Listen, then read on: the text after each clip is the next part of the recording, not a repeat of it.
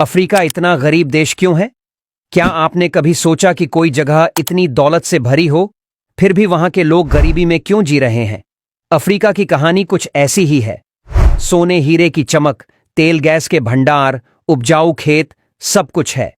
लेकिन फिर भी ये कॉन्टिनेंट गरीबी, भूख और अस्थिरता से जूझ रहा है। तो आइए आज इस रहस्य को सुलझाते हैं और जानते हैं कि आखिर क्यों अफ्रीका आज भी इन हालातों में है। वेस्टर्न पावर्स का शोषण। सबसे पहले बात करते हैं इतिहास की। 19वीं और 20वीं सदी में ब्रिटिश और फ्रांसीसी साम्राज्यों ने अफ्रीका को अपने फायदे के लिए जमकर लूटा। सोना, हीरा और अन्य संसाधनों के लिए हजारों अफ्रीकियों को गुलाम बनाया गया, कईयों को बेरहमी से मारा गया। ये वो दौर था जब वेस्टर्न पावर्स ने अफ्रीका को आपस में बांट लिया, बिना वहां की संस्कृति, भाषा या धर्म का ख्याल रखे। इन गलत सीमाओं की वजह से आज भी कई अफ्रीकी देश सिविल वॉर और अशांति का शिकार हैं। हॉलीवुड मूवी ब्लड डायमंड इस शोषण की कहानी को बखूबी दिखाती है। ज्योग्राफिकल चुनौतियां। लेकिन दोस्तों, सिर्फ शोषण ही नहीं, अफ्रीका की भौगोलिक स्थिति भी इसकी तरक्की में रुकावट है। आपको जानकर हैरानी होगी कि अफ्रीका की तटरेखा, कोस्टल लाइन भले ही विशाल दिखती हो, लेकिन इसका ज्यादातर हिस्सा बंदरगाह बनाने के लिए उपयुक्त नहीं है। दुनिया का 80% व्यापार समुद्र के रास्ते होता है, लेकिन अफ्रीका में बंदरगाहों की कमी के कारण व्यापार करना मुश्किल है। यूरोप, जो अफ्रीका से छोटा है, उसकी तटरेखा ज्यादा उपयोगी है, जिसके चलते वो वैश्विक व्यापार का 40% हिस्सा नियंत्रित करता है।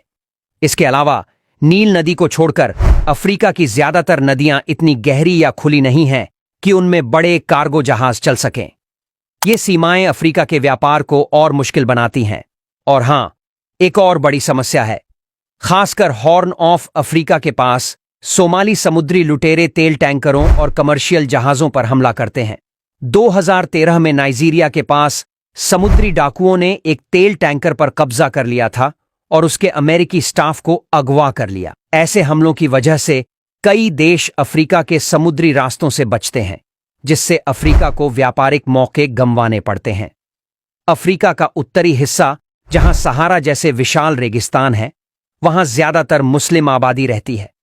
वहीं दक्षिणी हिस्सा हरे भरे जंगलों और ईसाई आबादी से भरा है। इन दोनों हिस्सों के बीच सांस्कृतिक और धार्मिक मतभेदों ने भी तनाव बढ़ाया है। 19वीं सदी में वेस्टर्न पावर्स ने जो सीमाएं बनाईं, उन्होंने इन मतभेदों को और गहरा किया, जिसके परिणाम स्वरूप कई देशों में गृहयुद्ध हुए।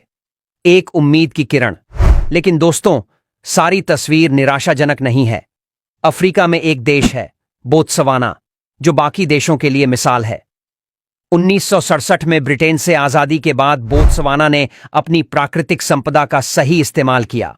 आज इसकी प्रति व्यक्ति आय मेक्सिको और कोस्टा रिका जैसी है। बोत्सवाना ने स्थिर सरकार, भ्रष्टाचार पर नियंत्रण और संसाधनों के सही प्रबंधन से ये मुकाम हासिल किया।